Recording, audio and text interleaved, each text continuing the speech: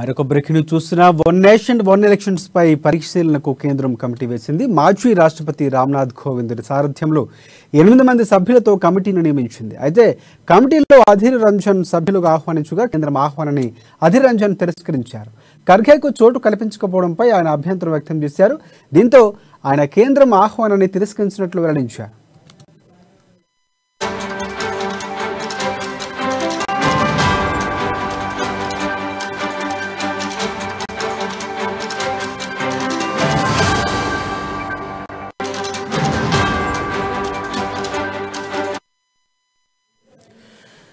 Right, breaking చూస్తున్న one nation one election పై పరిశీలనకు కేంద్రం కమిటీ వేసింది. ఇక మాజీ రాష్ట్రపతి రామ్నాథ్ కోవింద్ సారథ్యంలో 8 మంది సభ్యులతో కమిటీని నియమించింది. అయితే కమిటీలో అధీర్ రంజన్ కు సభ్యులుగా ఆహ్వానించగా కేంద్రం ఆహ్వానాన్ని అధీర్ రంజన్ తిరస్కరించారు. ఖర్గేకు చోటు కల్పించకపోవడంపై ఆయన అభ్యంతరం తెలిపారు. దీంతో ఆయన కేంద్రం ఆహ్వానాన్ని తిరస్కరించినట్లు వెల్లడించారు. దీనిపై మరిన్ని అప్డేట్స్ అందించేందుకు మా బ్యూరో చీఫ్ కృష్ణమూర్తి మనకి ఫోన్ లైన్లో అందుబాటులో ఉన్నారు. ఎస్ కృష్ణమూర్తి, చెప్పండి. Thank you Rajasekhar.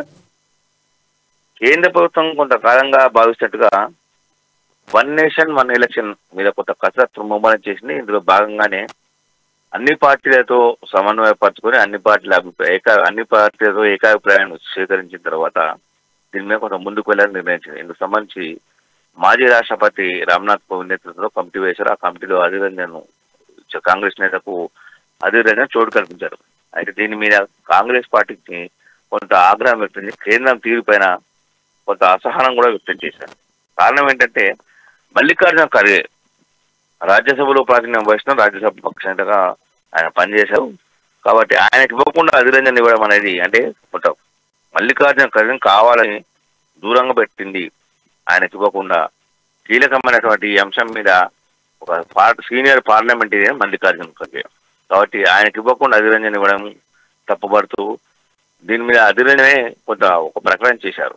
నేను ఈ కమిటీలో ఉండట్లేదు, నాకు అవసరం లేదు, కావాలని అంటే కేంద్ర ప్రభుత్వం ఏదైతే వివక్షపూరితంగా వ్యవహరించి అంటే ఖర్గేకు సీనియర్ పార్లమెంటరీ రాజకీయవేత్తగా ఉన్నటువంటి ఖర్గేకు ప్రాతినిధ్యం చోటు కల్పించకుండా నాకు కల్పించడాన్ని ఆయన తిరస్కరించవు, నేను ఆ కమిటీలో ఉండడం లేదని చెప్పేసి కేంద్రానికి స్పష్టం చేశారు. దీని మీద కేంద్ర ప్రభుత్వం పునరాలోచించి ఖర్గేకు పేరును కమిటీలో చేరుస్తుందా లేదా అనే విషయంలో కొంత ప్రశ్నార్థకంగా మారింది.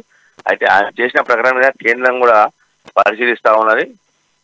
దీనికి సంబంధించి 1-2 రోజుల్లో వీలైతే ఈ రోజే ఆయన మల్లికార్జున చోటు కల్పిస్తూ కొంత ఆదేశాలు కూడా అంటే కేంద్ర ప్రభుత్వం ఒక ప్రకటన చేసే అవకాశం ఉంది. రాజశేఖర్, ఒకవేళ అంటే ఆయన కనుక ఖర్గేని ఒకవేళ యాడ్ చేస్తే కనుక సభ్యుల సంఖ్య 9కి చేరుకునే అవకాశం ఉందంటారా? అంటే అధీర్ రంజన్ చౌదరి నేను ఉండను అని చెప్పినప్పుడు అదే స్థానాల్లో ఖర్గేను తీసుకునే అవకాశం ఉన్నాయి. ఆయన తనతో పాటు అని అధీర్ రంజన్ చెప్పలేదు. కాబట్టి తనకు కాకుండా తనకు బదులుగా ఖర్గేకు ఇవ్వాలని చెప్పేసి ఆయన పరోక్షంగా అభిప్రాయాన్ని వ్యక్తం చేశారు.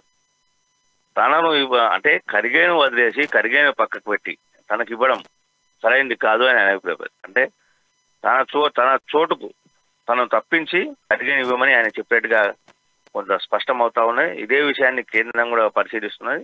దీనికి సంబంధించి నిర్ణయం తీసుకునే అవకాశం ఉంది. రాజశేఖర్, అంటే సభ్యుల సంఖ్య మాత్రం పెరగకుండా 8కి పరిమితం చేస్తూ ఉంచుతారు. పెంచినా పెద్ద దానిలో ఇబ్బందికి పడాల్సిన అవసరం లేదు, ఇబ్బంది అయ్యే అవకాశాలు లేవు. సభ్యుల సంఖ్య పెరగడం ద్వారా పెద్ద ఏముండదు. అంటే సమావేశానికి రావడం, సమావేశంలో మాట్లాడడం, అవసరమైన అభిప్రాయాలు స్వీకరించి అభిప్రాయాలు సలహాలు చేయడం తప్ప మిగతా ఏమి ఉండదు. కాబట్టి కేంద్రము అధీర్ రంజన్ చౌదరి నుంచి ఖర్గేను కూడా కమిటీలోకి తీసుకోకపోయినా పెద్ద ఇదే అయితే రైట్ ఇంకోటి ప్రధానంగా చూసుకుంటే జమిలీ ఎన్నికకు సంబంధించి అంటే గతంలో కూడా 1967కు ముందు మనకి ఈ వ్యవస్థ ఉండేది. ఒకే ఎలక్షన్స్ ఒకే దేశం అనేది ఉన్నటువంటి పరిస్థితి అప్పుడు. సో తర్వాత రాజకీయ అవసరాల కోసం మారినటువంటి పరిస్థితి కనిపిస్తుంది. ఒకవేళ అది వస్తే కనుక చాలా వరకు సమయం అలాగే వ్యయం కూడా ఆదా అయ్యే అవకాశం ఉందని కూడా చెప్తున్నటువంటి పరిస్థితి కేంద్రం నుంచి కనిపిస్తుంది. అంటే మిగతా పార్టీలు ఎంతవరకు సపోర్ట్ అవకాశం ఉందండి? ఒకవేళ పార్లమెంట్లో ప్రవేశపెడితే 64% వరకు రావాల్సినటువంటి అవసరం ఉంది దానికి సపోర్ట్గా.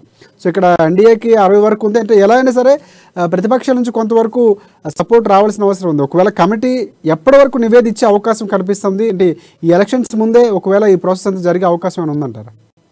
ఖచ్చితంగా టైం బౌండ్ పెట్టుకున్నప్పటికీ వారం 15 రోజులు ఇవ్వమని చెప్పారు. వీలైతే తొందరగా ఈ కమిటీ మొదలుగా ఈ కమిటీలో సభ్యులు భేటీ కావాల్సిన అవసరం ఉంది. భేటీ అయిన తర్వాత దీని మీద ఏ రకంగా వెళ్ళాలి, ముందు పార్టీలను పిలవాలా, లేదు అంటే ప్రజాభిప్రాయం తీసుకోవాలా, లేదంటే నిపుణుల అభిప్రాయం తీసుకోవాలా అనే కొంచెం వాళ్ళు చర్చించిన తర్వాత వాళ్ళు 1 by 1 అంటే ముందుగా ఒకటి వాళ్ళు రోడ్ మ్యాప్ సిద్ధం చేసుకుని ఆ రోడ్ మ్యాప్ ప్రకారంగా వెళ్తారు. ఆ వెళ్ళడానికి ముందుగా కమిటీ సమావేశంకు కావాల్సిన అవసరం ఉంది.